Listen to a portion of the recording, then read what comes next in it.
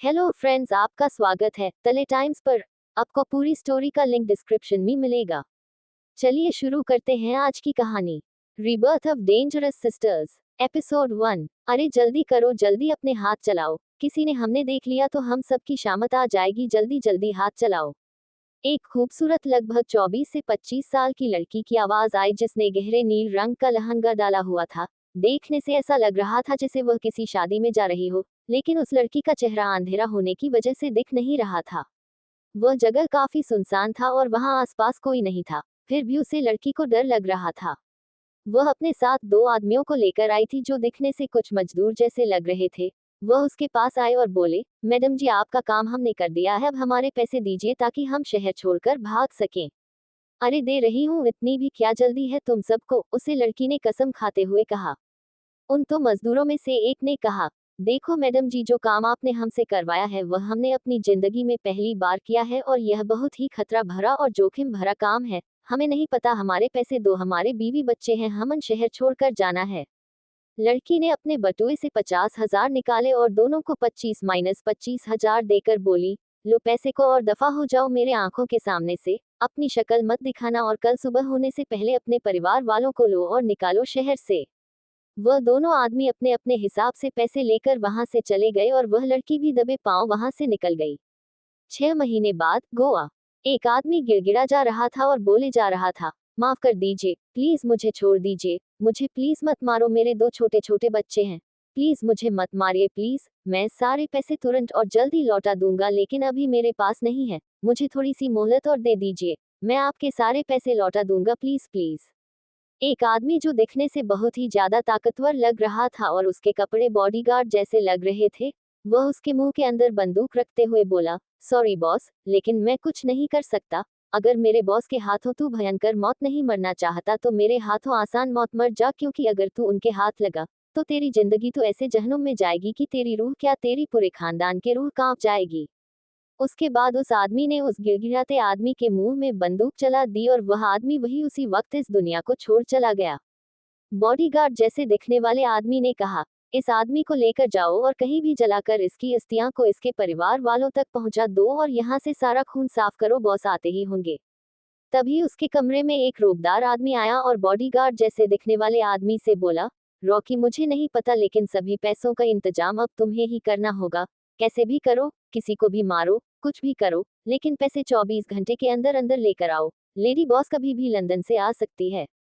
फिर उस आदमी ने अपने सर पर हाथ रखकर सोफे पर बैठे हुए बोला, अगर लेडी बॉस को पता चला कि हमने उनके पैसे की हेरा फेरी की है तो वो हम सबको जहन्नुम की यात्रा यही जीते जी करा देगी।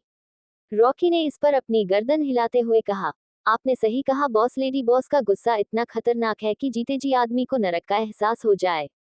तभी उसी वक्त उन दोनों के पीछे से एक लड़की की रोबदार आवाज आई, ज्यादा वक्त नहीं लगेगा तुम लोगों को जहन्नुम की यात्रा कराने में मुझे, क्योंकि वह तो तुम्हें अभी करनी होगी।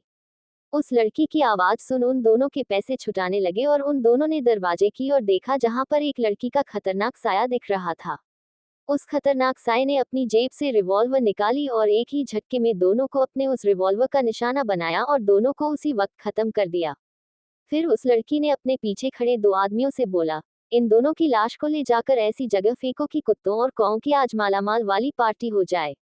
लड़की के पीछे से दो हट्टे कट्टे आदमी बाहर निकले और उन दोनों को घसीटते हुए वहां से ले गए।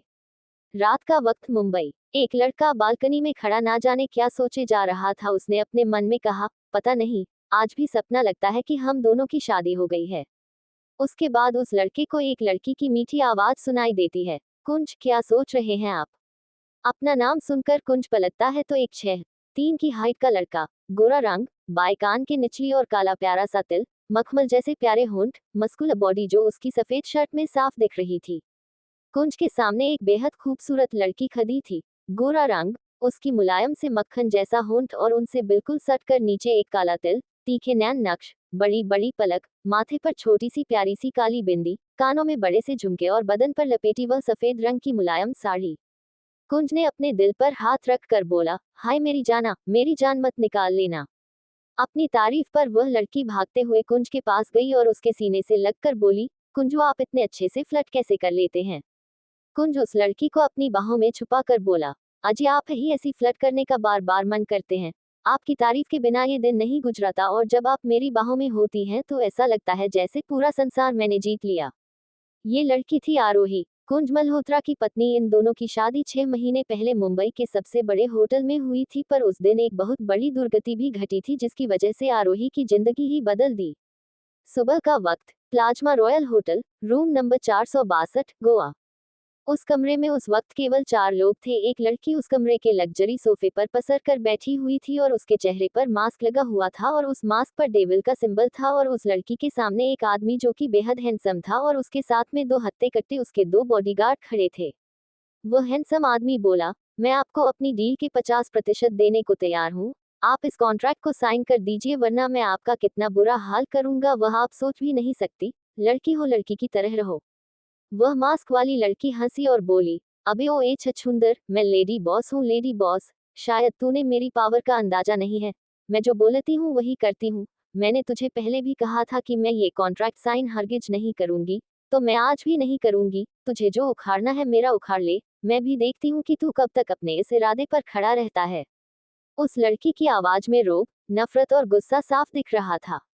वह आदमी गुस्से में खड़ा हुआ और उस लड़की को उंगली दिखाते हुए बोला, मैं तुझे कह रहा हूँ कि तू इस कॉन्ट्रैक्ट को साइन कर। अगर तूने इसे साइन नहीं किया तो तेरी जिंदगी कब खत्म होगी तुझे पता भी नहीं चलेगा। वह लड़की इस पर फिर तेजी से हंसी और बोली, तू मुझे कह रहा है कि मेरी जिंदगी कब खत्म होगी मुझे पता नहीं चलेगा, लेकिन तुझे पता चलेगा कि तेरी जिंदगी कब खत्म होगी। मैं बताऊंगी, तेरी जिंदगी आज अभी इसी वक्त मेरे हाथों खत्म होगी। उसके बाद उसे लड़की ने अपने जेब से गन निकाल कर सीधा उस आदमी के सर को निशाना बनाया और वह वही उसी वक्त ढेर हो गया। लेडी बॉस से अपने सोफे में फिट एक बटन दबाया और 2 आदमी अंदर आए। ये वही आदमी थे जिन्होंने कल रोकी और उस बॉस को ठिकाने लगाया था। वह लड़की उठी और सीधा उस कमरे से बाहर चली गई और दरवाजे को तेज धक्का देकर बंद किया।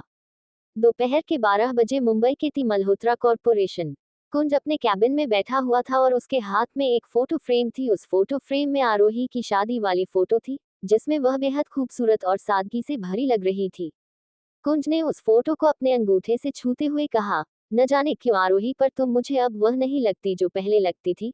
तुम पहले की तरह क्यों नहीं हो जाती, जिससे मैंने प्यार किया था। तुम मुझे बार बार कहती हो कि मैं तुम्हारे करीब क्यों नहीं आता।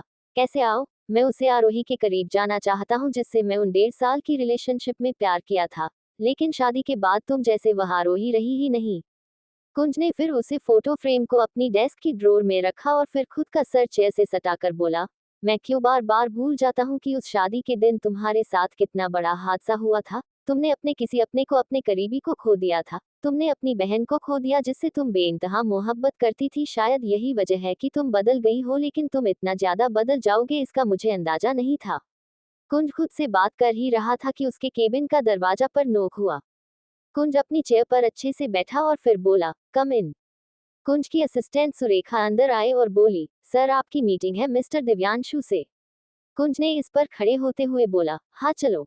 उसके बाद कुंज वहां से निकल गया। उसने जाते हुए अपने फोन से आरोही को मैसेज किया, बेबी मैं आज घर जल्दी नहीं आ पाऊंगा। एक क्लाइंट के साथ मीटिंग है जिसका नाम दिव्यांशु है। तुम खाना खा लेना और सो जाना, मुझे मुंबई से बाहर जाना है। आरोही उस वक्त अपने कमरे में बैठी अपने हाथों की वैक्सिंग कर रही थी कि तभी उसके फोन में बिप बजा। आरोही ने फोन उठाया और कुंज का मैसेज देखा और फिर थोड़ा गुस्सा हो गई और बोली, कुंज कुंज क्यों, मैंने आज का सारा प्लान बना रखा था। तुम्हारे खाने में नशे की दवा मिलाना और तुम्हें और अपने आप को एक कर लेना, लेकिन तुम तो घर ही नहीं आ रहे। मेरी सारी प्लानिंग फेल हो गई। पता नहीं क्या हो गया तुम्हें, एक बार भी शादी के बाद मेरे करीब नहीं आए। न जाने क्या जादू था उस लड़की के अंदर जो तुम पर चला कर चली गई। खुद तो मर गई लेकिन मेरा जीते जी दम घोट कर चली गई। आरोही ने उसके बाद जोर से अपना फोन फर्श में फेंक उसे तोड़ दिया। तभी एक नौकरानी वहां आई और बोली, क्या हुआ दीदी, क्या टूटा। आरोही उस नौकरानी की आवाज पर खुद को नॉर्मल किया और बोला, वह मैं वैक्स कर रही थी और मेरे हाथ से गलती से फोन नीचे करके टूट गया, मैं क्या करूं अब। वह नौकरानी मुस्कुराते हुए बोली, अरे दीदी कुंज बाबा से मांग लेना नया फोन। वह तो आपसे इतना प्यार करते हैं कि एक क्या 100 फोन ला कर देंगे, वह भी ब्रांडेड। आरोही इस पर मुस्कुराते हुए बोली, हाँ ये तो तुमने सही कहा। अच्छा तुम इसे साफ कर दो कि क्या, इस फोन के टूटे कांच ले जाकर फेंक दो और सिम निकाल कर मुझे दे देना। उस नौकरानी ने हमें गर्दन हिलाए और आकर उस टूटे हुए फोन के कांच को साफ करने लगी। रात का वक्त गोवा। एक आलीशान मेंशन और उस आलीशान मेंशन के एक लग्जरी कमरे के बेड पर एक लड़की बाथरूम पहनकर उल्टा पेट के बल लेटी हुई थी। तभी उसे कमरे में एक औरत आई और बोली, पिया बेटा खाना खा लो। उस लड़की ने धीरे धीरे अपना चेहरा ऊपर किया तो खूबसूरत तीखे नैन नक्श, बड़ी बड़ी पलके, सुर्ख गुलाबी पतले होंठ और होंठ से ठीक सटकर एक काला तिल। वह लड़की तुरंत उठी और जाकर आईने के पास बैठ गई। उसने अपनी नजरें ऊपर उठाई तो वह देखने में बिल्कुल तापसी जैसी थी, वैसे ही होठ, वैसे ही नाक, वैसे ही कान, वैसे ही आंख। बस एक फर्क था और वह था आंखों की वह चमक। जहां तपसी की आंखों में छलावा नजर आता है, वही पिया की आंखों में सादगी, कॉन्फिडेंस, जुनून और शायद बदले की भावना नजर आती है। पिया अपनी मम्मी और डैडी के साथ बैठकर खाना खा रही थी कि तभी उनके घर की डोर बेल बजी तो नौकरानी ने जाकर दरवाजा खोला तो वहां एक हैंडसम 25-26 साल का एक लड़का खड़ा था। पिया की मम्मी जी यानी कि हेमा कौर ने उसे लड़के को देख चाहत कर कहा, वीर तुम यहाँ कब आए? तुम तो लंदन में थे ना, और तुमने बताया नहीं कि तुम भी पिया के साथ लंदन से वापस आए हो। पिया ने इस पर कहा, आपको क्या मम्मी जी, मुझे खुद नहीं पता था कि यह डफर मेरे साथ ही आया है। ये लड़का था वीर वीर सिंघानिया, इंडिया का टॉप मोस्ट बिजनेसमैन और मोस्ट एलिजिबल बैचलर। पिया के डैडी जी यानी कि जितेंद्र कौर ने कहा, वीर तुम अचानक से कैसे आ गए? मतलब तुम तो अपना बिजनेस सेटअप करने गए थे ना। वीर इस पर अंदर आया और पिया के साथ वाली डाइनिंग टेबल पर बैठते हुए बोला, गया तो था पर मन नहीं किया लंदन में बिजनेस सेटअप करने का। मतलब मैं खुद को बड़ा अपने भारत देश में करना चाहता हूँ। जितेंद्र जी ने इस पर कहा, पर तुम तो पहले से ही इंडिया के टॉप मोस्ट बिजनेसमैन में से एक हो, तो तुम्हें अपनी कंपनी को देश से बाहर लेकर जाना चाहिए, ना कि एक ही जगह सीमित रहना चाहिए। जितेंद्र जी और वीर बात कर ही रहे थे कि तभी पिया का फोन बजा जो कि चार्जिंग पर लगा हुआ था। एक नौकरानी ने वह उठाया और प्रिया को देते हुए बोली, दीदी कोई अननोन नंबर से आपको कॉल कर रहा है। अननोन नंबर का नाम सुनकर पिया ने एक पल के लिए उस नौकरानी को घूरा और तुरंत उसके हाथ से फोन ले लिया। पिया अपना आधा अधूरा खाना छोड़ वहां से फोन लेकर तुरंत घर से बाहर निकली और किसी से बात करने लगी। पिया के चेहरे पर बात करते वक्त परेशानी साफ झलक रही थी। अंदर बैठे वो तीनों पिया को परेशान होते हुए बात करता देख रहे थे और हेमा जी बोली, सुनिए पिया बेटा थोड़ी परेशान लग रही हैं, कुछ दिक्कत तो नहीं हुई होगी ना। जितेंद्र जी इस पर बोले, अब ये तो हमें हमारी गुड़िया रानी ही बता सकती है। थोड़ी देर में बात कर पिया अंदर आए और बोली, आप तीनों मुझे घूर क्यों रहे हैं? हेमा जी को घुमा फिर के बात करना पसंद नहीं था तो उन्होंने डायरेक्ट पूछा, किसका फोन था जो आप इतना परेशान होकर बात कर रही थी? पिया ने इस पर पहले वीर को देखा और कहा, मम्मी जी वो साक्षी है न, उसने मेरा रिज्यूमे इंडिया की सबसे बड़ी कंपनी डीपी प्रोडक्शन में दे दी और फर्स्ट अटेम्प्ट में ही उन लोगों को मेरा रिज्यूमे अच्छा लगा और कल 8:30 बजे इंटरव्यू के लिए बुलाया है। तो मैं इसलिए परेशान थी क्योंकि मैं इतनी बड़ी कंपनी में काम करने का ड्रीम भी नहीं रखा और इतनी बड़ी कंपनी से सामने से ऑफर आया है तो परेशान हूँ कि कल जाओ या उन लोगों को मना कर दूं because I am not prepared. और इसी बात पर मैंने साक्षी पर गुस्सा कर दिया क्योंकि रिज्यूमे उसने दिया था। जितेंद्र जी से पर बोले, तो आप कल जाकर अपना इंटरव्यू दे आइए, क्या पता किस्मत ने साथ दिया तो आपकी जॉब इतनी बड़ी कंपनी में लग जाए। वीर ने भी कहा, हाँ तुम चली जाओ कल और नेक्स्ट मंथ में भी डीपी प्रोडक्शन के साथ कॉल करने वाला हूँ, उसके बाद तो तुम्हें कोई परेशानी होगी ही नहीं। पिया ने सबकी बात सुन हाँ कर दिया और फिर टहलने के लिए गार्डन चली गई। कुछ देर बाद उसके पीछे पीछे वीर भी आ गया और चुपचाप पिया के पीछे खड़ा हो गया। पिया को फील हुआ कि कोई उसके पीछे खड़ा है तो वो मुड़ी लेकिन वीर से टकरा गई और गिरने लगी और अपनी आंखें भींच ली, लेकिन वीर ने उस अपने एक हाथ से गिरने से बचा लिया और उसकी कमर पार रख दिया। पिया ने उस वक्त डेनिम शॉर्ट और लूज क्रॉप टॉप डाला हुआ था जिससे उसे वीर के ठंडे हाथ अपनी कमर पर साफ महसूस हो रहे थे और उसके शरीर में वीर के यूं हाथ रखने से कपकपी आ गई और वो सिहर गई। पिया ने धीरे से आंखें खोली तो वीर एकटक उसे ही देख रहा था और पिया भी उसे देख रही थी। वीर ने धीरे धीरे पिया को उठाया और खड़ा किया, लेकिन उसने अपना हाथ उसकी कमर से नहीं हटाया बल्कि अपनी पकड़ मजबूत करी। वीर ने धीरे से पिया के बालों में हाथ फेरा और उसके चेहरे को करीब लाने लगा और पिया भी अपनी आंखें बंद कर ली। अब वो दोनों एक दूसरे के काफी करीब थे। उन दोनों के होठों के बीच एक उंगली से भी कम का फासला था, लेकिन इससे पहले कि दोनों की वो किस हो पाती, दोनों को कुछ टूटकर गिरने की आवाज आई। आवाज सुनते ही जैसे पिया होश में आए और उसने तुरंत वीर को धक्का दिया और खुद से बोली, no you can't do this, no. Veer ने जहां से आवाज आई उस तरफ देखा और कहा, इस बिल्ली को भी अभी ही आना था, इतना रोमांटिक मोमेंट स्पॉइल कर दिया, आज ये छिपकली फाइनल मेरी बाहों में होती। पिया ने इस पर वीर को घूरा और कहा, मिस्टर वीर सिंघानिया, मैं प्यार के लिए नहीं बनी हूं तो मेरे सपने मत देखो। वीर ने इस पर कहा, अच्छा, और फिर पिया की कमर पर हाथ रख उसे अपनी ओर खींचा और फिर बोला, तो बताए मिस पिया कौर आप किस चीज के लिए बनी है। पिया ने इस पर अपनी नजर छोटी की और फिर बोली, बता दूं कि यह पिया कौ किस चीज के लिए बनी है। उसके बाद पिया वीर के करीब गई और उसके कानों के पास अपने होंठ ले जाकर कशिश भारी पर थोड़ी सख्त आवाज में बोली, पिया को तबाही के लिए बनी है, तबाही के लिए।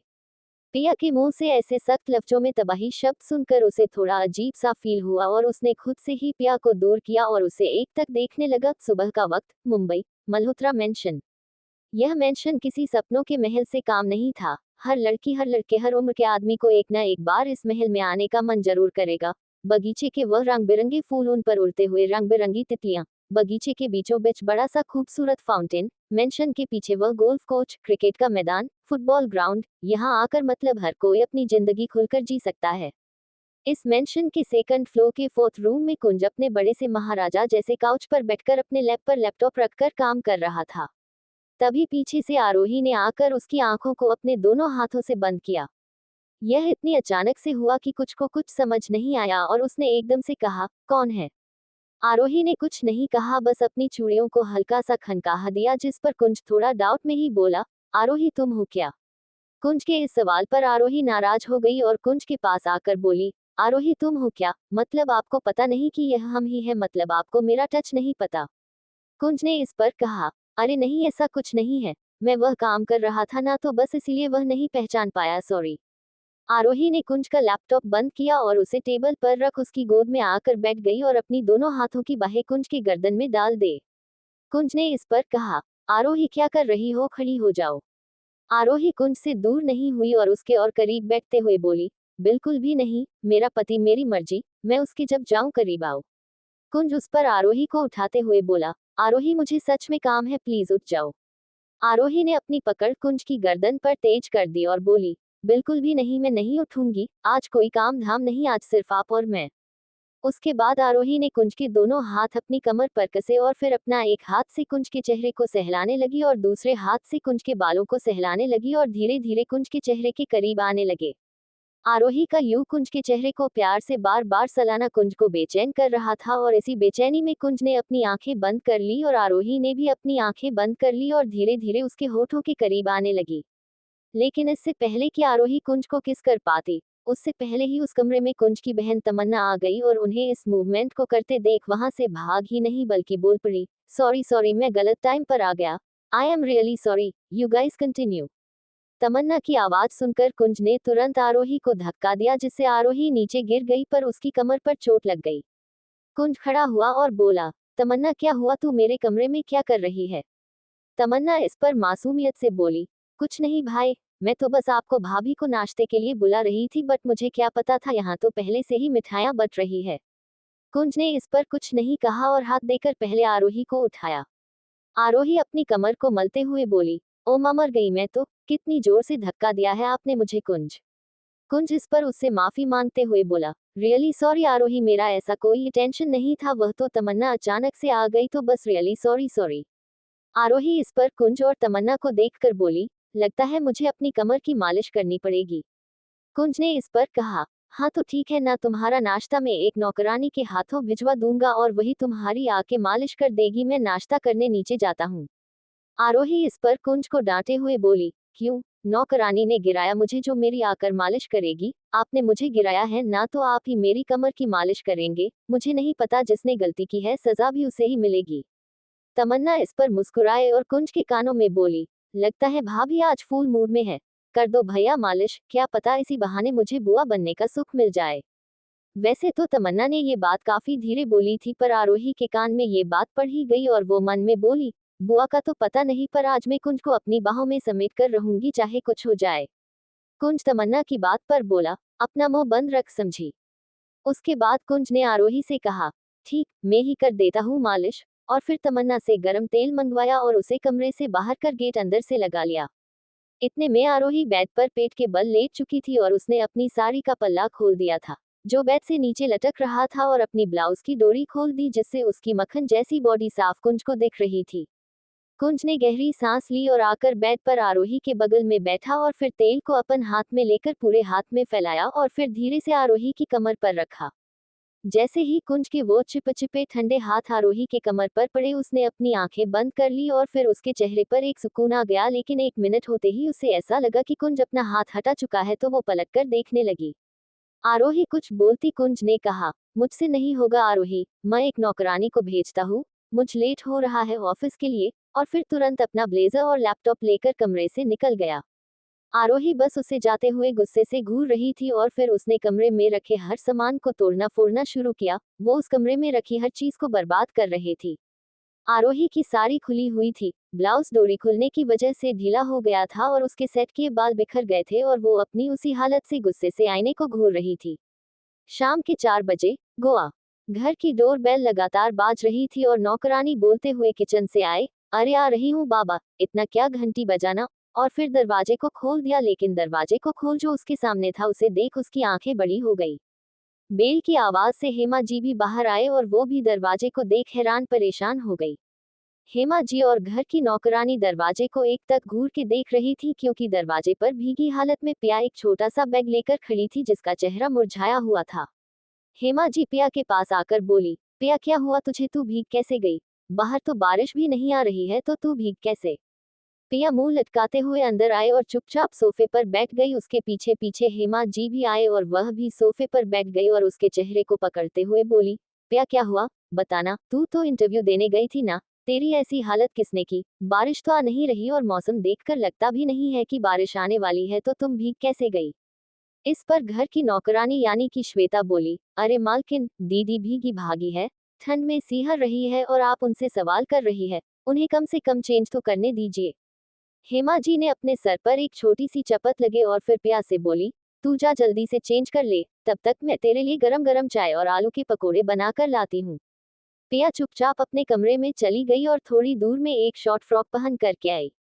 तब तक किसी काम से गए जितेंद्र जी भी घर आ गए और पिया को कमरे से निकलते हुए देखा। बोले, पिया आप कब आए और इंटरव्यू कैसा रहा आपका? पिया जाकर सीधा जितेंद्र जी के पास बैठ गई और उनके गोद में अपना सर रखकर बोली, अपने मोहल्ले के बच्चे कितने गंदे हैं डैडी। जितेंद्र जी ने कंफ्यूज होकर कहा, मोहल्ले के बच्चे, क्या हुआ, क्या किया उन्होंने अब? पिया उठी और उनकी तरफ मासूम सा चेहरा बनाकर बोली, उन्होंने मेरे ऊपर पानी के कितने सारे गुब्बारे फेंक पापा। मैं इतनी खुश होकर आ रही थी कि मैं इंटरव्यू अच्छा गया और उन शैतान की औलाद ने मेरे ऊपर पानी फेंक दिया। जितेंद्र जी पिया के इस बात पर हंस पड़े और हेमा जी जो उस वक्त चाय पकौड़े लेकर उनकी तरफ आ रही थी उसकी भी हंसी छूट गई। पिया उन दोनों से झूठ मत का नाराज होते हुए बोली, कितने गंदे हैं आप दोनों, दोनों मेरी इस हालात पर हंस रहे हैं, यह नहीं कि उन शैतान की औलाद को जाकर डांटे मारे, उनके पेरेंट्स से कंप्लेंट करे, लेकिन नहीं, आपको तो अपनी बेटी पर हंसना है। जितेंद्र जी ने इस पर पिया का सर सहलाया और कहा, अच्छा मतलब बच्चे शैतान होते हैं, मतलब जब कभी भी आपके बच्चे होंगे तो वो शैतान की औलाद, मतलब आप शैतान होगी। पिया ने इस पर जल्दी से कहा, नहीं नहीं, मेरे बच्चे शैतान नहीं होंगे, मैं तो एंजल हूँ, एंजल, मेरे बच्चे एंजल के बच्चे होंगे, एंजल के। हेमा जी और जितेंद्र जी दोनों ही पिया के इस बेवकूफी पर मासूम से भरी बात पर हंस पड़े और प्यार से उसे देखने लगे। पिया, जितेंद्र जी और हेमा जी ने उसके बाद मिलकर नाश्ता किया। रात का वक्त, जंगल के बीचों बीच बनी एक फैक्ट्री। वह फैक्ट्री बहुत ही ज्यादा घने जंगल में थी और बाहर से वह दिखने में जितनी कबाड़ थी, अंदर से दिखने में उतनी आलीशान और किसी 7 स्टार होटल से कम नहीं थी।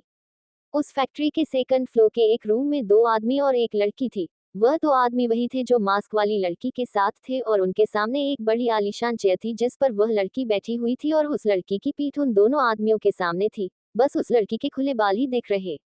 उन दोनों में से एक बोला, लेडी बॉस, हमने मुंबई जाने की सारी तैयारी कर ली है, अब आप बताएं कि कब निकलना है। लेडी बॉस की आवाज आई, जब सारी तैयारी हो गई है तो रुकने का क्या मतलब है? ऐलान कर दो कि लेडी बॉस वापस आ रही है और बहुत जल्द अपनी सारी खोई हुई चीज वापस लेकर रहेगी और जिन जिन लोगों ने मुझे तबाह करने की कोशिश करी, उनकी जिंदगी। और कहते कहते हुए रुक गई और जोर जोर से हंसने लगी। लेडी बॉस की आवाज में गुस्सा, नफरत, रौब, शैतानी, क्रूएलनेस, हॉटलेसनेस, सब कुछ साफ साफ झलक रहा था। कोई उस लड़की को देखकर यह नहीं कह सकता था कि उसके सीने में दिल धड़कता है। वह सबके लिए एक पत्थर दिल इंसान थी, जिसका पत्थर आग की गोली से भी नहीं पिघल सकता।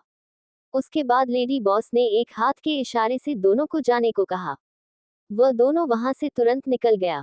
लेडी बॉस उठी और टेबल से मास्क उठाकर तुरंत अपने मुंह पर लगाया और पलट गई, जिसे सिर्फ उसकी वह खूबसूरत और तीखी नजरें नजर आ रही थी।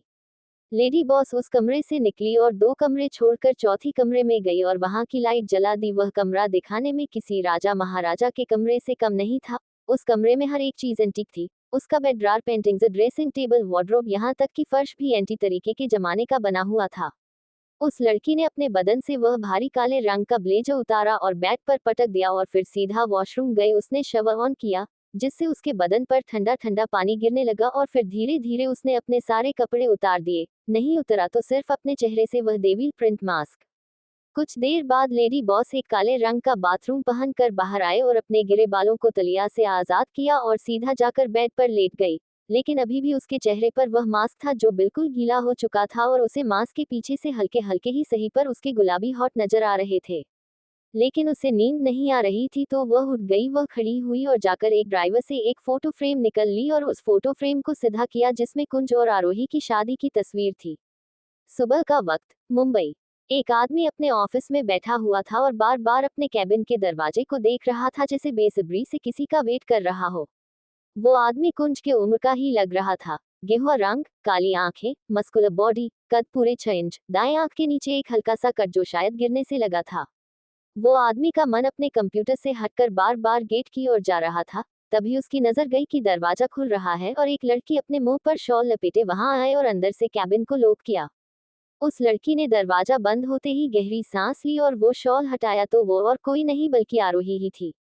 वो लड़की उस लड़के के सामने वाली चेयर पर बैठी और टेबल पर रखी पानी की बोतल उठाकर उसे पिया। आरोही ने बोतल रखी ही कि वो आदमी बोला, पानी हो गया हो तो मेरे पैसे। आरोही के कान में जैसे ही ये शब्द गए उसे गुस्सा आ गया और वो दांत पिसती ही बोली, पैसे पैसे बस पैसे, और कोई काम नहीं है क्या? उसके बाद अपने पास से 500 रुपए की भारी गड्डी निकाली और टेबल पर पटक कर बोली, ये लो पूरे 10 लाख रुपए। अब महीना पूरा होने से पहले मेरे पास मत आना वरना तुम्हारी जान ले लूंगी। और फिर उठ वहां मांगे जाने लगी, लेकिन उस लड़के ने आरोही का हाथ पकड़ा और उसे अपनी ओर खींचा और अपनी गोद में बिठा लिया। आरोही ने ये होते देख खड़े होने की कोशिश करते हुए कहा, मानव छोड़ो मुझे, मुझे जाने दो, छोड़ो। आरोही मानव की गिरफ्त में बार बार झटपटा रही थी और उसे छोड़ने को कह रही थी, लेकिन मानव था कि अपनी पकड़ आरोही पर कसते जा रहा था। आरोही ने गुस्से में टेबल पर रखी बोतल उठाकर मानव के सर पर मारा और उठाकर खड़ी हो गई और गुस्से से मानव को घूरने लगी। आरोही गुस्से से चीखी, हाउ डेयर यू, तुमने मुझे टच करने की हिम्मत भी कैसे की? भूल गए कुंज मल्होत्रा की बीवी हूँ? उसे पता चला ना तुम्हारी इस हरकत के बारे में तो तुम्हें उसी वक्त जान से मार डालेगा। मानव हंसा और खड़े होकर आरोही के पास आते हुए बोला, लेकिन वो मुझे मारे उससे पहले ही मैं उसे वो वीडियो दिखा दूंगा जिसमें तुम्हारी बेवफाई साफ झलक रही है, तुम्हारी क्रूरता की निशानी है वो वीडियो, और वो वीडियो मेरे पास बहुत महफूज है, बोलो तो अभी भेज देता हूँ कुंज को। और फिर हंसने लगा। आरोही ने इस पर मानव की कॉलर पकड़ी और कहा, क्या चाहिए तुम्हें? क्यों मुझे जीने नहीं देना? बोलो, जो बोलते हो वो करती हूँ, जितने पैसे चाहिए होते हैं वो देती हूँ, लेकिन फिर भी मुझे परेशान करते हो। मानव इस पर मुस्कुराया और आरोही की कमर पर हाथ रख उसे अपने करीब किया और उसके गालों को होंठों से छूकर कहा, मुझे तुम चाहिए, मैं वो वीडियो डिस्ट्रॉय कर दूंगा, बस मेरे पास आओ और मेरे दिन रात रंगीन करो। आई वॉन्ट टू किस यू, आई वॉन्ट टू सेक। अपनी बात पूरी नहीं की और आरोही से दूर होकर उसे देखने लगा। आरोही उसे अंगारे भरी नजरों से देख रही थी और फिर एक झटके से मानव से खुद को दूर किया और कहा, मेरे नाम के आगे सिर्फ कुंज का नाम लगा है, लेकिन मैं आज भी वही तूफान हूँ जो पहले थी। मेरे साथ गेम मत खेला, जला कर राख कर दूंगी। उसके बाद उसने अपनी शॉल लपेटी और वहां से चली गई। दूसरी तरफ गोवा में पिया, हेमा जी और जितेंद्र जी मिलकर नाश्ता कर रहे थे कि तभी जितेंद्र जी ने पिया से सवाल किया, पिया बेटा कल तुम्हारा इंटरव्यू था, कैसा गया और जॉब लगी या नहीं? जितेंद्र जी की इस बात पर पिया थोड़ी मायूस हो गई और बोली, पापा जॉब तो लग गई है बट मुझे ये जॉब नहीं करनी। पिया की यह बात सुनकर जितेंद्र जी और हेमा जी ने एक साथ पूछा, क्यों क्यों नहीं करनी, अगर जॉब लग गई तो? प्रिया ने थोड़े चिढ़ते हुए शब्दों में कहा, यार उन कंपनी वालों ने मेरी जॉब मुंबई की ब्रांच में लगा दी, गोवा में तो कोई सिटी नहीं है। उन्होंने कहा अगर आपको हमारी कंपनी में जॉब चाहिए तो मुंबई की ब्रांच में हम आपको नौकरी दे देंगे, बहुत अच्छी पोस्ट पर लगाएंगे, पर गोवा में कोई सीट नहीं है, यहाँ पर सारी सीट्स फुल हो चुकी है ऑलरेडी। हेमा जी ने इस पर सवाल किया, तो तुमने क्या जवाब दिया उन्हें? पिया ने इस पर तुरंत कहा, मैं क्या कहती, कह दिया नहीं करनी मुझे जॉब पर। उन्होंने मुझे कहा कि मैं प्लीज आप एक बार फिर से सोच लीजिए, बहुत अच्छी अपॉर्चुनिटी है। बट मैं फिर भी मना कर दिया, लेकिन वो फिर बोले मैं प्लीज अगर आपका बाद में मूड बदल जाए तो हमें जरूर बताएगा, हमें आपके जैसे टैलेंटेड उम्मीदवारों की बहुत ज्यादा जरूरत है। जितेंद्र जी ने कहा, तो तुम मुंबई क्यों नहीं जा रही हो, मुंबई चली जाओ। पिया इस पर बोली, क्या बोल रहे हैं आप डैडी जी, आप दोनों को छोड़कर मैं कहीं नहीं जा रही। कंपनी की कमी नहीं है हमारे गोवा में, मैं कहीं नहीं जा रही। हेमा जी ने इस पर कहा, बट बेटा जी, इट्स अ बेस्ट अपॉर्चुनिटी, इतनी बड़ी कंपनी में मौका बार बार नहीं मिलती और वो सामने से बुला रहे हैं, सो यू मस्ट गो। पिया ने इस पर कहा, मम्मी जी, आप क्या बोल रही है, मैं अकेले इतने बड़े शहर में कैसे रहूंगी, it's not difficult for me. Jitendra ji ने इस पर कहा, पर बेटा हमारी कंपनी गोवा में है, मैं कैसे उसे छोड़कर मुंबई आ सकता हूँ, मेरे लिए ज्यादा तकलीफ खड़ी हो जाएगी। पिया ने इस पर कुछ याद करते हुए कहा, डैडी जी, रिमेंबर वीर ने क्या कहा था, अगर हम मुंबई जाएंगे तो वो हमारी वहाँ सेट अप करने में फुल सपोर्ट करेगा। अगर आप चाहते हैं कि मैं मुंबई जाकर जॉब करूँ तो आप दोनों को भी चलना होगा। पिया ने एक तरीके से अपनी साइड का फैसला सुनाया और अपने कमरे में नाश्ता अधूरा छोड़ चली गई। रात का वक्त, गोवा। एक अंधेरे कमरे में एक आदमी खून से लथपथ कुर्सी से बंधा हुआ बैठा था। उस आदमी के आंखों के किनारियों से आंसू की सूखी लाइन बनी हुई थी। उसे देखकर ऐसा लग रहा था जैसे उसे बहुत तड़पाया गया हो। वह शरीर से काफी कमजोर लग रहा था। तभी उस अंधेरे कमरे का दरवाजा खुला और एक रोशनी के साथ एक आदमी अंदर आया और टेबल पर रखे उस पुराने से जग से पानी उसे आदमी के मुंह पर डाला। वह कुर्सी से बंधा आदमी झटपट आया और तुरंत उसने अपनी आंखें खोली और सामने उस आदमी को देखा जिसका अंधेरे की वजह से चेहरा ठीक से नहीं दिख रहा था, पर उस आदमी के हाथ पर बनी वह डेविल स्माइल का टैटू दिख रहा था।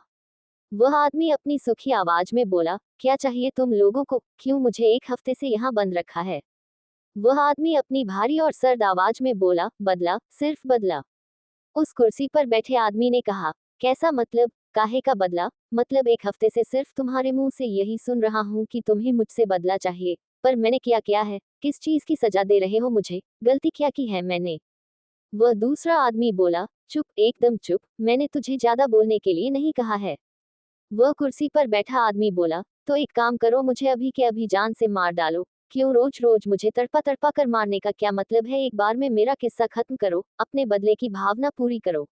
वह दूसरा आदमी जोर जोर से हंस और बोला, अगर तुझे यूं आसानी से मार दिया तो ना हमारे बॉस को सुकून मिलेगा और ना ही तेरे परिवार वालों के चेहरे पर वो डर होगा जो हमारे बॉस देखना चाहते हैं।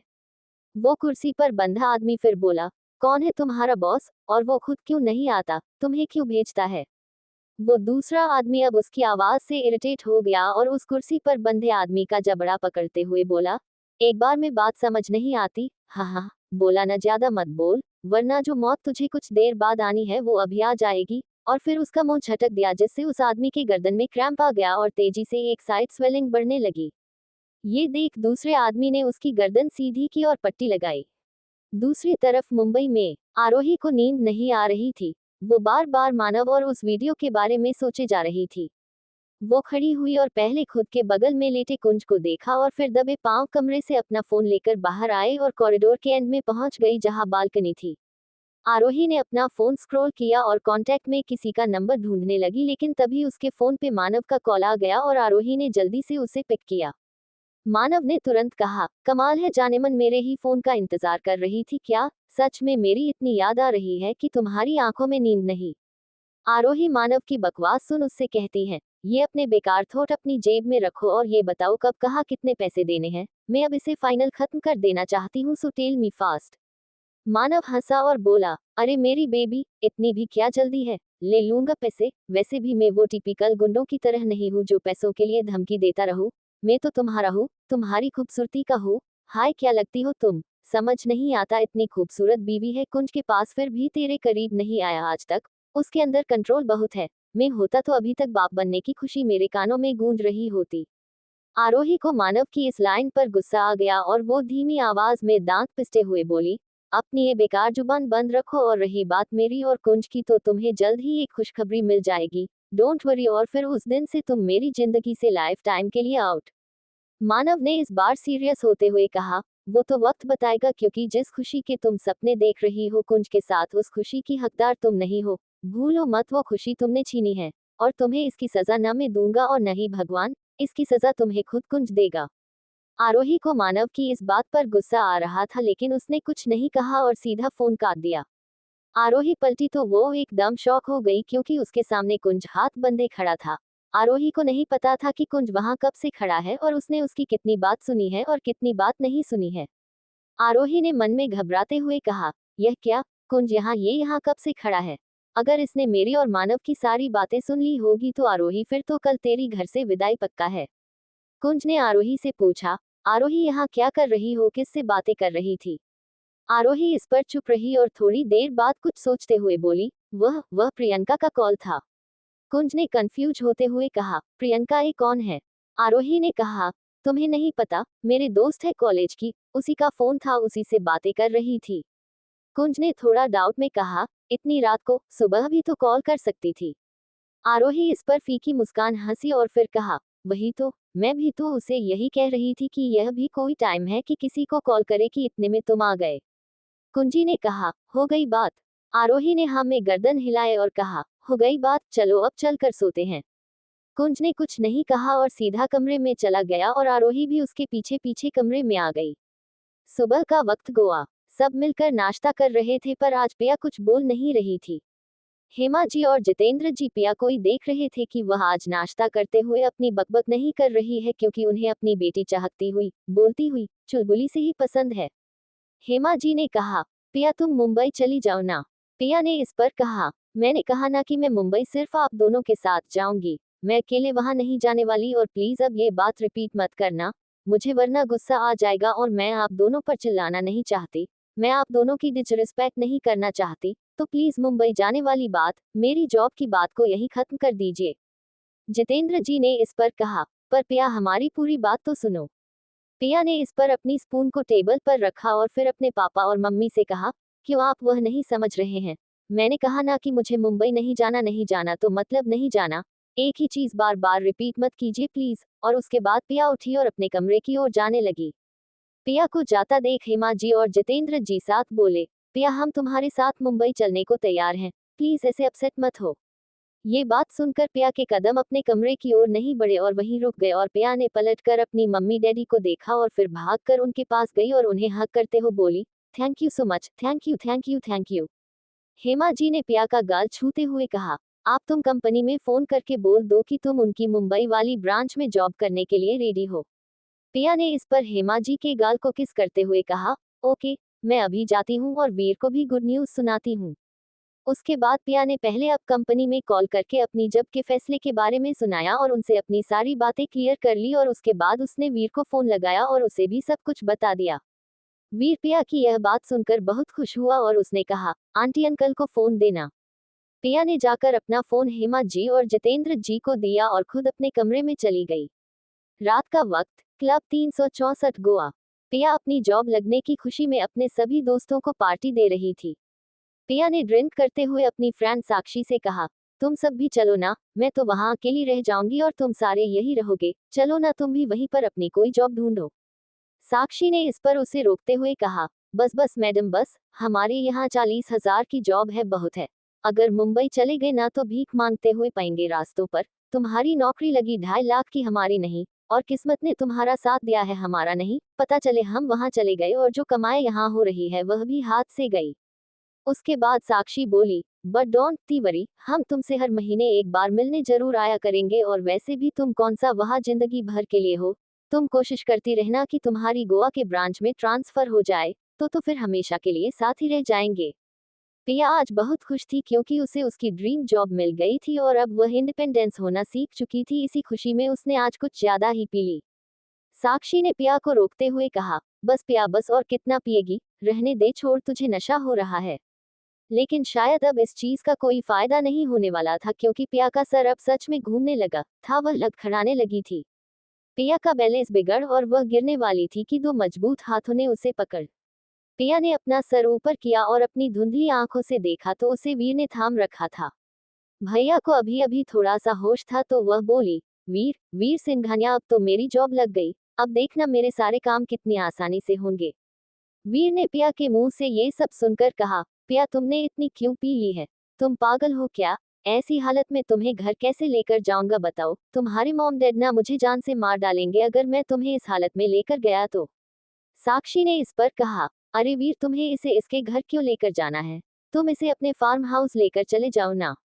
वीर ने पिया को अपनी गोद में उठाते हुए कहा, यही करना होगा अब तो मुझे। और फिर पिया को लेकर क्लब से बाहर निकल गया। आधे घंटे बाद वीर पिया को लेकर अपने फार्म हाउस गया और उसे गेस्ट रूम में ले जाकर बेड पर लेटा दिया।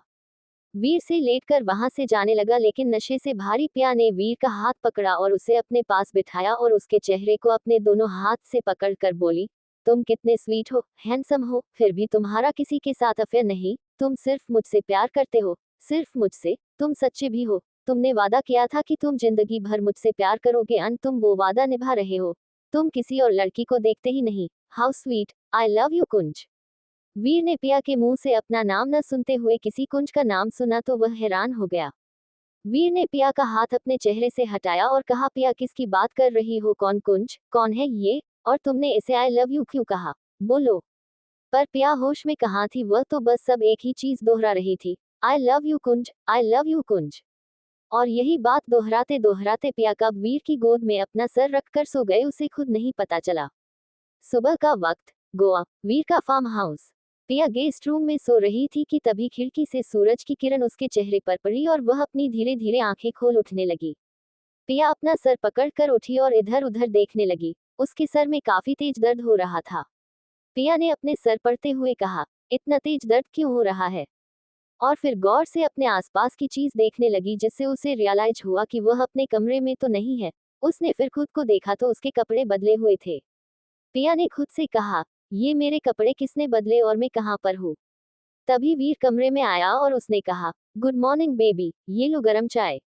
पिया ने वीर को देखकर कहा, वीर तुम यहाँ कैसे और मैं यहाँ कैसे आई? कौन सी जगह है और मेरे कपड़े किसने बदले, और मैंने तो पार्टी ड्रेस डाला हुआ था तो ये नाइट गाउन कैसे आए? मुझे कुछ समझ नहीं आ रहा और मेरा सर क्यों इतना फट रहा है? वीर ने इस पर बेड पर बैठते हुए कहा, अब हद से ज्यादा पी लोगी तो सर दर्द होगा ना, और तुम इतने नशे में थी कि तुम्हें तुम्हारे घर ले जाने का रिस्क में नहीं ले सकता था। पिया ने अपने चेहरे को अपने दोनों हाथों में छिपाया और फिर उसे 2-3 बार मला और फिर वीर को देख कुछ सोचते हुए बोली, और मेरे कपड़े ये किसने बदले, क्योंकि मैं तो होश में थी ना, तो ये कपड़े मैं तो बदल नहीं सकती।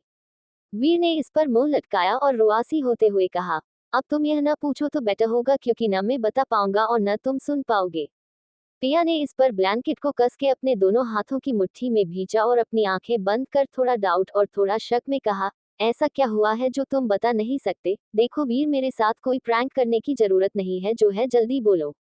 वीर ने इस पर थोड़ी नौटंकी करते हुए खड़े होकर ड्रेसिंग पर अपने दोनों हाथ रख अपने चेहरे को आईने में मासूमियत देख देख कहा, अब क्या बताओ और क्या नहीं? फिर वीर पलट कर पिया को देख अपनी उंगली उस पर पॉइंट कर बोला, तुम जालिम लड़की ने मुझ अबले नार को कहीं का नहीं छोड़ा। मैं चिल्लाता रहा, मैं मर्द हूँ, मेरे साथ ऐसा मत करो, मेरी इज्जत, मेरी किस्मत सब तुमने लूट ली। हाय, जाओ तो कहा जाओ भगवान, इस लड़की ने मुझे कहे का नहीं छोड़ा। न जाने कौन लड़की अब मुझसे शादी करेगी, कौन, और कब मेरे बच्चे मम्मी बोलेंगे। हाय, मैं तो लूट गया, बर्बाद हो गया। वीर अपनी नौटंकी करे जा रहा था और पिया उसकी बात सुन उन सभी चीजों को इमेजिन कर कांपने लगी थी और जोर से चिल्लाकर बेड के ऊपर खड़ी हो गई। नहीं। पिया के ऐसे चिल्लाने पर वीर जोर जोर से हंसने लगा, जिसे देख पिया बोली, हंस क्या रहे हो, यहाँ इतना बड़ा कांड हो गया और तुम्हें मजाक सूझ रहा है? फिर बेड पर आलती पालती मार अपने सर पर हाथ रख बोली, हाय मैं तो लूट गई, बर्बाद हो गई, अब क्या होगा मेरा? वीर पिया की बात पर और जोर से हंसने लगा और फिर खुद को कंट्रोल करते हुए बोला, ओए, कुछ नहीं हुआ हमारे बीच, ज्यादा इमेजिन मत कर, मैं मजाक कर रहा था, और वैसे भी तुझे जब मैं कमरे में लाया ना, उसके 15 मिनट बाद ही तुम खराटे मार के सो गई थी, सो डांट थिंक ओवर। ये सुन पिया ने वीर को घुरा और उसे पिल्लों से मारते ही बोली, नालायक, कोई ऐसे अपनी दोस्त को डराता है क्या? वीर ने पिया को रोका और कहा, अच्छा बस, अब बताओ फ्लाइट कब की बुक करनी है, क्योंकि तुम जितनी जल्दी ज्वाइन करोगी उतना बेटर होगा। पिया ने खड़े होते हुए कहा, अभी तो मुझे घर जाना है और मम्मी डैडी से सब कुछ डिस्कस करना ही, उसके बाद बताऊंगी कि कब की टिकट करानी है। वीर ने कहा, ओके, मैंने तुम्हारे लिए नए कपड़े खरीद लिए हैं और वॉशरूम में रख दिया है, बी रेडी, फिर साथ में बॉटफॉस्ट करके निकलेंगे। रात का वक्त, मुंबई। सब मिलकर रात का खाना खा रहे थे और आरोही सबके साथ बड़े प्यार से रह रही थी। कुंज के परिवार में उसके पापा मिस्टर नैतिक मल्होत्रा, उसकी मां मिसेस स्वर्णा मल्होत्रा, उसकी दो बहन तमन्ना मल्होत्रा, आलिया मल्होत्रा और भाई अर्जुन मल्होत्रा और दादी कौशल्या मल्होत्रा। इनमें से आलिया घर की सगी बेटी नहीं थी, उनकी गोद ली हुई थी। आलिया जब 5 साल की थी तभी उसके पेरेंट केटी मल्होत्रा कॉर्पोरेशन में का करते थे और बहुत लॉयल थे। मीटिंग के लिए लॉस एंजलिस गए पर प्लेन क्रैश हो गया जिसमें आलिया के पेरेंट और कुंज के दादा विशंभर जी चल बसे। बस तभी से आलिया मल्होत्रा खानदान की मेंबर और लाडली हो गई। नैतिक जी ने कुंज से कहा, कुंज बेटा, तुमने लॉयर से बात की कंपनी के बारे में, हमारी कंपनी को तो कोई खतरा नहीं है ना। नैतिक जी की बात सुन स्वर्णा जी बोली, खतरा? कैसा खतरा? क्या हुआ हमारी कंपनी को? कुंज ने इस पर उन्हें रिलैक्स करते हुए कहा, चिल मोम, इतना भी मत घबराओ। एक अननोन कंपनी है जो अपने पावर और मनी और अपने कनेक्शन के दम पर नॉर्मल कंपनी को टेक ओवर कर रही है और मुंह मांगी कीमत दे रही है, तो उसी बारे में कह रहे हैं डेट कि अगर हमारे साथ ऐसा होगा तो हम अपनी कंपनी और उसके शेयर्स दे दे या उस अननोन से लदे। स्वर्णा जी ने कहा, क्या कंपनी ले रहा है कि उसे क्या मिलेगा और हम क्यों देंगे? जा आएगा मुंह की खा के जाएगा। हम लड़ लेंगे, लेकिन अपनी खून पसीने से खड़ी की कंपनी नहीं देंगे। नैतिक जी ने इस पर कहा, लेकिन वो नॉन पर्सनैलिटी को किसने नहीं देख और दो कंपनी ऑलरेडी उसके खिलाफ जाने के अंजाम भुगत चुकी है। रोड पे आ गए हैं वो, न कंपनी रही और न रहने को छत, और वो दोनों पावरफुल कंपनी में से एक थी, अमेरिया प्रोडक्शन और डीपी प्रोडक्शन। तमन्ना ने आंखें बड़ी करते हुए कहा, डीपी प्रोडक्शन, पर ये तो इंडिया की नंबर 1 कंपनी है, ये कैसे हार गई? नैतिक जी ने उदासी भाव से कहा, पता नहीं, पर मुझे इसमें अंडरवर्ल्ड के लोगों का हाथ लगता है। अगले दिन शाम को मुंबई एयरपोर्ट, एक लड़की जिसकी पीठ दिख रही थी वह कब से टैक्सी ड्राइवर से बहस कर रही थी और आसपास के टैक्सी वाले उन दोनों को ही देख रहे थे। वह लड़की टैक्सी ड्राइवर से बोली, भैया, आप किस हिसाब से मुझसे 700 रुपये मांग रहे हो? बोलिए। हाँ, एयरपोर्ट से होरिजन पैलेस जाने का सिर्फ 450 रुपये लगता है और आप मुझसे 700 रुपये मांग रहे हो। मैं आपको 1 रुपया एक्स्ट्रा नहीं दूंगी, मिलेगा तो सिर्फ 450 रुपये, उससे 1 रुपया ज्यादा नहीं। बस चलना है तो इतने में ही चलो, वरना यहाँ और भी टैक्सी वाले में उनसे बोल दूंगी। वो टैक्सी ड्राइवर भी थोड़ा इरिटेट होते हुए बोला, हाँ तो आगे जाओ मैडम, जो भी आप लोगों को 400 रुपये में ले जाने को तैयार है ना तो उसे अपने साथ लेकर जाओ, गारंटी कोई 50 रुपये कम करेगा, उससे ज्यादा 1 रुपया कम नहीं करेगा। वह लड़की भी बोली, हाँ हाँ ढूंढ लूंगी जो पूरे के पूरे 250 रुपये कम करेगा। तभी हेमा जी और जितेंद्र जी उसके पास आकर बोले, पिया, क्या हुआ, कब से टैक्सी ड्राइवर से लड़ रही हो? हम कब से वहां से देख रहे हैं कि तुम अब टैक्सी ड्राइवर को लाओगी, अब टैक्सी ड्राइवर को लाओगी, लेकिन नहीं, तुम तो इनसे बहस करने में लग गई हो। क्या बात हो गई है, बताओ। पिया पलटी और हेमा जी से बोली, देखो ना मम्मी, 450 रुपये को 700 रुपये बना रहे हैं ये टैक्सी ड्राइवर। वो टैक्सी ड्राइवर समझते हुए बोला, अरे पर मैडम जी, एयरपोर्ट से होरिजन पैलेस जाने का 700 रुपये लगता है तो हमारे 700 रुपये ही मांगेगा ना, उससे ज्यादा तो हम मांग ही नहीं रहे हैं। और अगर आपको कम में जाना है तो चलो हम 50 रुपये कम कर देते हैं, लेकिन उससे ज्यादा हम कम नहीं कर सकते। भाई, हमें अपना भी घर चलना होता है, अपनी बीवी बच्चे पालने होते हैं, यूं हर किसी को सस्ते में निपटा कर भाई हम अपना पेट कैसे भरे, हमारी भी मजबूरी समझिए। जितेंद्र जी बोले, हम समझ गए और हम आपके पूरे 700 रुपये ही देंगे, पर प्लीज जल्दी चलिए, हमें लेट हो रहा है। पिया इस पर जितेंद्र जी से बोली, पर डैडी, पर इससे आगे वह कुछ बोल पाते। जितेंद्र जी ने बोला, बस पिया, बहुत हो गया, हर जगह यह अपनी टांग अदाना बंद करिए और चुपचाप टैक्सी में बैठिए। कुछ देर बाद वह सब होराइजन पैलेस एरिया में पहुंच गए। वहां उनका घर हाउस नंबर 37 था। हेमा जी घर का देख बोली, अरे बाबा, इतना बड़ा घर, ये तो हमारे गोवा वाले घर से भी बड़ा है। पिया आगे बढ़ी और स्मार्ट की मेन गेट खोल बोली, अपने घर से तिगुना है ये घर। उसमें 3 कमरे थे, इसमें 6 से ज्यादा है। वो डबल फ्लोर था, ये ट्रिपल फ्लोर है, तो फर्क तो होगा। वो सब अंदर आए तो सारा सामान पहले से व्यवस्थित अपनी जगह पर साफ तरीके से रखा हुआ था। कुछ देर में ही उन तीनों ने मिलकर अपने साथ लाया सामान जमाया और हेमा जी किचन में गई। पिया अपने कमरे में गई जहां उस वक्त सिर्फ बेड और सारा फर्नीचर था, लेकिन वो कमरा कमरा लग नहीं रहा था, कुछ कमी थी। पिया ने खुद से कहा, कल बाजार से घर के लिए इम्पोर्टेंट सामान लाने होंगे, ताकि यह घर घर लगे। अभी तो ये किसी पुराने म्यूजियम जैसा लग रहा है। और फिर बाथरूम चली गई और कुछ देर बाद शॉर्ट्स और टॉप पहन कर आई। वो खिड़की के पास गई और उसे खोल मुंबई की हवा को महसूस करते हुए बोली, now I am finally here, अब मेरे सारे अधूरे काम पूरे होंगे और मेरा बद। लेकिन इससे पहले कि पिया अपने शब्द पूरे करती, हेमा जी की आवाज आए, पिया, आकर खाना खा लो। पिया ने खिड़की बंद की और नीच हॉल से लगकर डाइनिंग एरिया में आ गई और खाने लगी। सुबह का वक्त, पिया सबके साथ नाश्ता कर रही थी कि जितेंद्र जी ने टीवी का रिमोट उठाया और न्यूज चैनल लगाया कि तभी पिया ने टीवी बंद कर दिया, जो देख जितेंद्र जी बोले, पिया व्हाट इज दिस, टीवी क्यों बंद किया बेटा। पिया ने रिमोट अपने पास रखते हुए कहा, क्योंकि मैं नहीं चाहती कि आप बकवास न्यूज सुनकर मुझे घर में कैद कर दो। आए दिन न जाने कैसी कैसी न्यूज आती है और मैं नहीं चाहती कि मेरे प्यारे पापा न्यूज सुन अपना मूड खराब करे, इसीलिए आज से नो न्यूज पापा। हेमा जी ने ये सुनकर कहा, ये तो तूने एकदम सही कहा, देश में कुछ होता नहीं है, भूकंप हमारे घर पर सबसे पहले पड़ता है, इसीलिए तेरे पापा का न्यूज देखना, न्यूज़पेपर पढ़ना आज से सब बंद, मैं तो कहती हूँ कनेक्शन कटवा देते हैं। पिया ने ये सुन सहमति में कहा, ब्रिलियंट, मैं यही करवा देता हूँ, ना बचेगा बांस ना बचेगी बांसुरी।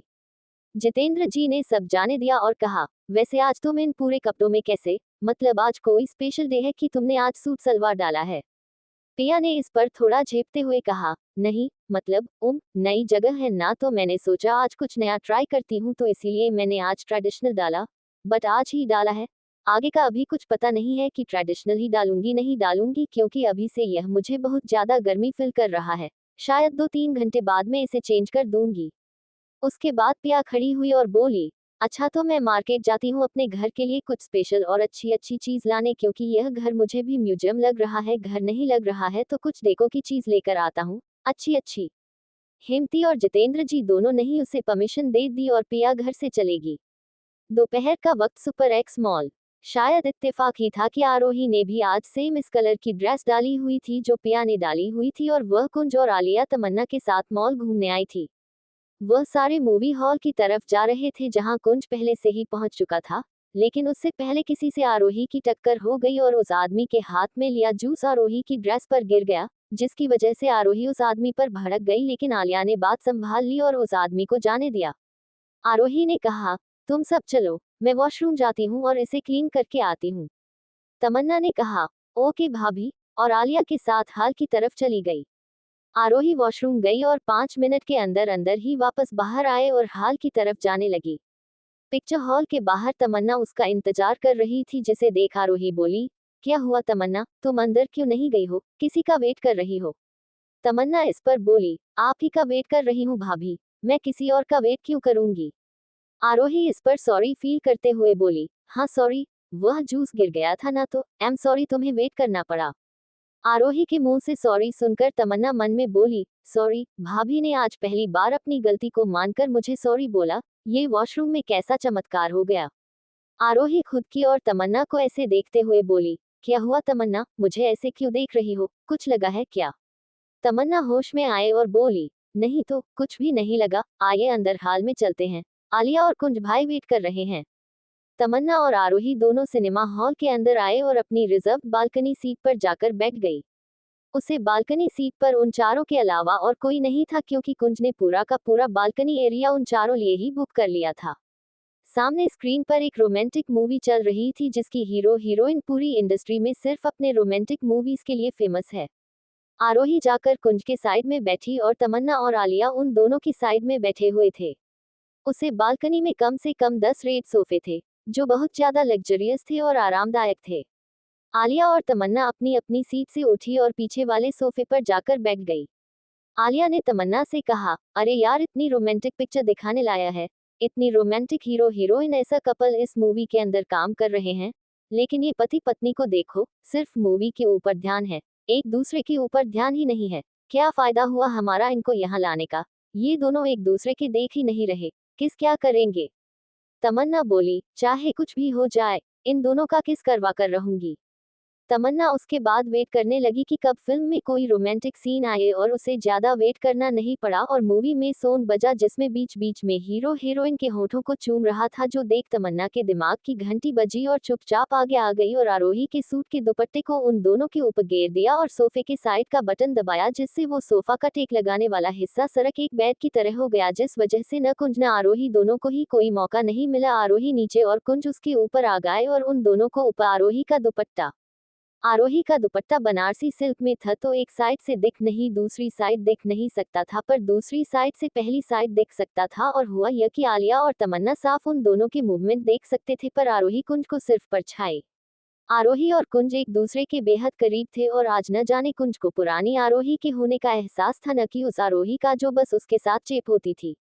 कुंज का चेहरा आरोही के चेहरे से सिर्फ 1 इंच दूर था और आरोही कुंज की चलती सांसें, उनकी गति साफ अपने होठों और नाक पर महसूस कर सकती थी, जिससे उसके अंदर कपकपी पैदा हुई और आरोही न आंखें बंद कली। आरोही की आंखें बंद होते ही न जाने कुंज को क्या हुआ, वो खुद ही आरोही के चेहरे के करीब जाने लगा और देखते ही देखते उन दोनों के होंठ आपस में मिल गए।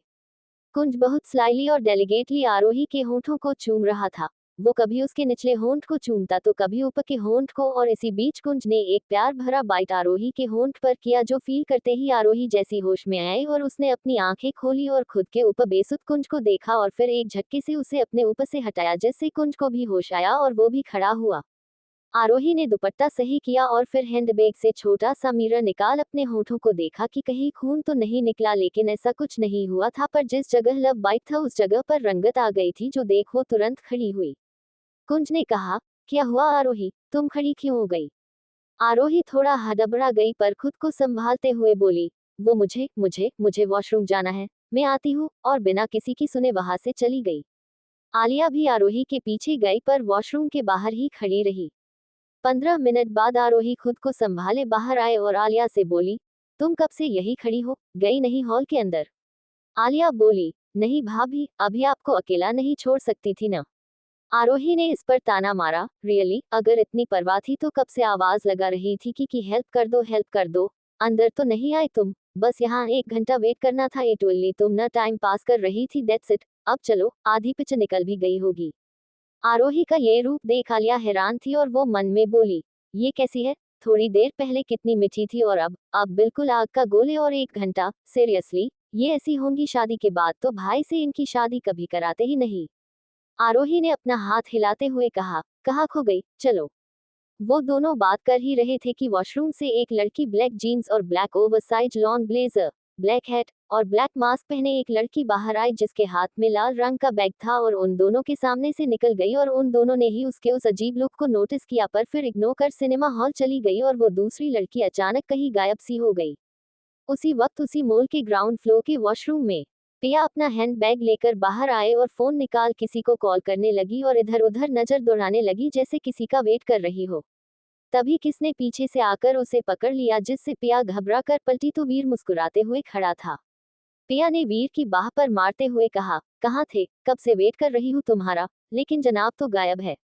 वीर ने कहा, अरे वो मैं मीटिंग में था, फॉरेंसिक क्लाइंट थी मिस जेसी सान, तो उनके साथ लेट हो गया। पिया ने इस पर वीर को छेड़ते हुए कहा, ओहो, लेडी थी मीटिंग में, तो जनाब लेट होंगे, है आखिर रोमांटिक मीटिंग जो थी।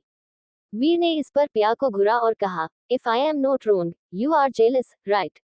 पिया ने इस पर टोंट भरी हंसी हंसी और फिर बोली, मैं जेलस, वो भी उस लड़की से, और वो भी तुम्हारे लिए, दिमाग बेच कर आए हो, इडियट, और फिर मॉल से बाहर निकल गई और वीर की कार की ड्राइविंग सीट पर बैठे गई। वीर ने पिया को ड्राइविंग सीट पर बैठे देख कहा, ये क्या, यहाँ क्यों बैठी हो, ड्राइव में कर रहा हूँ, तुम नहीं? पिया ने इस पर कुछ नहीं कहा और कार स्टार्ट कर दी। पिया ने बाद में कहा, तुम्हें कार में बैठना है या नहीं, या मैं अपनी डेस्टिनेशन पर अकेली चली जाऊं? वीर इस पर चुपचाप आकर साइड वाली सीट पर बैठ गया और पिया ने कार के साथ मिलकर हवा से बातें करना शुरू कर दिया। लगभग आधे घंटे के रास्ते के बाद पिया ने एक सुनसान रास्ते पर कार को रोका और वह घर से बाहर आई। वह जगह बहुत खूबसूरत थी पर उतनी ही डरावनी भी। वह एक खाली मैदान था जिसकी दूसरी ओर गहरी खाई थी। उस मैदान से कोई गलती से गिर ना सके, इसलिए रेलिंग लगी हुई थी। वीर भी कार से उतरा और उसने अपनी आंखों से चश्मा हटाकर पिया से पूछा, पिया, तुम तो पहली बार मुंबई आए हो, फिर भी तुम्हें इस जगह के बारे में कैसे पता? पिया सीधा जाकर रेलिंग के पास खड़ी हो गई, जहां तेज तेज हवाएं चल रही थी और उसके खुले बाल बार बार उसके चेहरे पर आ रहे थे, जिसे कान के पीछे करते हुए पिया बोली, डोंट रिएक्ट लाइक दिस, यहाँ हमारी बातें सुनने के लिए, हम पर नजर रखने के लिए कोई नहीं है। You are free to talk, और भूलो मत कि मैं मुंबई की रग रग से वाकिफ हूँ। मुंबई मेरे जहन में इस कदर बसी है कि चाहूँ तो भी नहीं भूल सकती।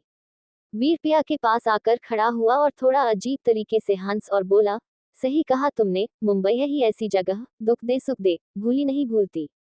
पिया ने थोड़े गुस्से और उदासी भरी आवाज में कहा, सुख का तो मुझे पता नहीं, पर दुख बहुत दिए हैं इस शहर ने, पर वह दुख मुझे खुद के अपनों से मिलेंगे, इस बात का मुझे बिल्कुल अंदाजा नहीं था। वीर ने पिया को देखकर कहा, जो कुछ भी हुआ तुम उसे भूल क्यों नहीं जाती हो? उसे भूलकर आगे क्यों नहीं बढ़ती हो? अपनी नई जिंदगी क्यों नहीं शुरू करती हो तुम, आरोही? पिया ने वीर को देखकर कहा। क्यों भूल जाऊं? उन लोगों ने एक बार भी नहीं सोचा कि वह अपने को मार रहे हैं। तो मैं क्यों भूल जाऊं? जितने दुख दर्द तकलीफ उन्होंने मुझे दिया है, उससे कई गुना ज्यादा दुख दर्द तकलीफ मैं उन्हें दूंगी। उसके बाद पिया ने अपनी आंखों में एक चमक लाते हुए खाई को देखते हुए कहा, जहनुम की यात्रा करूंगी मैं उन सब को जहनुम की मुझे करने की जरूरत की थी ना उन्होंने। अब मैं उन्हें वह सब याद करूंगी जो याद करते हुए उनकी रूह ऐसे कांपेगी कि सिर्फ मौत की दुआ करेंगे, पर मैं इतनी आसान मौत उन्हें नहीं दूंगी। वीर ने फिर कहा, आरोही बस क्या है इन सब बदले में, कुछ नहीं रखा है। तुम इतना क्यों बदल रही हो? तुम ऐसी नहीं थी आरोही, ये चीज याद रखो, तुम जो थी वह रहो, उसे मत बदलो, अपने अस्तित्व को मत बदलो। पिया ने कहा, अपने अस्तित्व को तो बदलना ही पड़ेगा, क्योंकि अगर मैं वही पुरानी वाली आरोही रही तो लोग मेरा फिर आकर फायदा उठाएंगे, जो मैं नहीं चाहती। वक्त के साथ खुद को बदल लेना चाहिए, और अपने साथ अब वही करूंगी, खुद को बदल दूंगी। वीर ने देखा पिया की आंखों में बहुत गुस्सा, आक्रोश था। उसने पिया का हाथ पकड़ा और खींच अपने सीने से लगाकर उसकी कमर पकड़कर उसे सहलाते हुए कहा, तुम गुस्सा करना बंद करो और शांत रहो, और तुम्हारा गुस्सा जायज है, और मैं तुम्हारे साथ पहले भी था और आज भी हूँ और आगे भी हमेशा रहूंगा। पिया ने अपनी आंखें बंद की और उसकी आंखों के किनारे से आंसू बहने लगे और वो वीर को कस के पकड़ ली। पिया ने रोते हुए कहा, मेरी वजह से एक मासूम लड़की की जान चली गई, कैसे न लूं बदला? उसके माँ बाप जब गंगा में उसकी अस्थियां विसर्जित कर रहे थे, मैंने मन में कसम खाई थी उसकी हत्या करने वालों की हत्या उससे भी बुरी मैं खुद अपने हाथ से करूंगी, और मैं ये वादा नहीं भूली हूँ और इसे जरूर पूरा करूंगी। वीर ने उसे खुद से अलग किया और उसके आंसू पूछते हुए कहा, बस अब नहीं रोना, और तुम्हारे हर कदम पर वीर सिंघानिया तुम्हारे साथ है। आखिर एक अनमोल कर्ज है मेरे ऊपर, उसे भी तो चुकाना है। पिया ने खुद की आंखों की किनारी सूट की दुपट्टा से साफ करते हुए कहा, आओ घर चलते हैं। उसके बाद वो कार की ओर बढ़ गई। रात का वक्त, मल्होत्रा मेंशन। कुंज अपने सोफे पर बैठा ऑफिस का काम कर रहा था, क्योंकि वो आज गया नहीं था, लेकिन बार बार उसके दिमाग में आरोही के साथ हुआ वो किस याद आ रहा था। कुंज ने फाइल साइड में रखी और बालकनी में आ गई और आंखें बंद कर ली, जिसमें वो कुछ पुराने पलों को याद कर रहा था जिनमें आरोही और कुंज दोनों थे। सिन आरोही एक पार्क में बैठी छोटो बच्चों के साथ बिजी थी कि किसने उसके आगे चॉकलेट कर दिया, और आरोही ने उन्हें देख मुंह बना लिया और उठ गई और वहां से जाने लगी तो एकदम से कोई उसके आगे गुलाब का गुलदस्ता लेकर आ गया, जिस पर एक बड़ा सा कार्ड था और उस पे बड़ा सा सॉरी लिखा हुआ था, जो किसने हाथ से लिखा हुआ था। उस कार्ड को देखकर एक प्यारी सी स्माइल आरोही के चेहरे पर आई, जो देख एक लड़के के हाथ उसकी मक्खन जैसी कमर पर आए और उसे अपनी ओर खींच उसके कंधे को उस लड़के ने चूम लिया।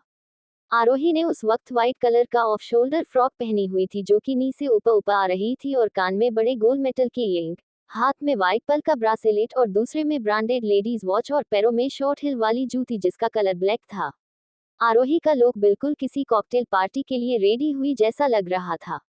उस लड़के ने आरोही को अपनी ओर मोड़ा तो उसके सामने हैंडसम कुंज मल्होत्रा था, जो प्यार भरी नजरों से सिर्फ आरोही को ही देखे जा रहा था। कुंज ने आरोही के फहद को किस करते हुए कहा, आई लव यू। आरोही ने कुंज को धक्का दिया और उस अलग होते हुए बोली, but I don't love you. Arohi ने इतना ही कहा था कि उसने आरोही को अपनी गोद लिया, उठाया और उसे अपनी कार के अंदर ली गया और बिठाकर कार वहां से ले गए और एक जगह रोक दी जहाँ बहुत सारी बिल्डिंग थी और रोड पर कोई भी गाड़ी नहीं थी, क्योंकि भरी दोपहर का समय था। आरोही कार से उतरने लगी कि कुंज ने उसका हाथ पकड़ अपनी और किया और कार में सेट एक बटन को दबा दिया, जिससे सीट किसी बैग की तरह हो गई और आरोही को उस बेड पर लेटा दिया। आरोही मुंह बनाए लेटी हुई और कुंज उसके ऊपर आ गया और तुरंत उसके होठों को चूम लिया और उसे प्यार करने लगा, और आरोही भी कुंज में खोटी गई। Thank you for listening. Like और कमेंट करना ना भूलें, और मोर स्टोरीज के लिए सब्सक्राइब करें। मिलते हैं नेक्स्ट वीडियो में।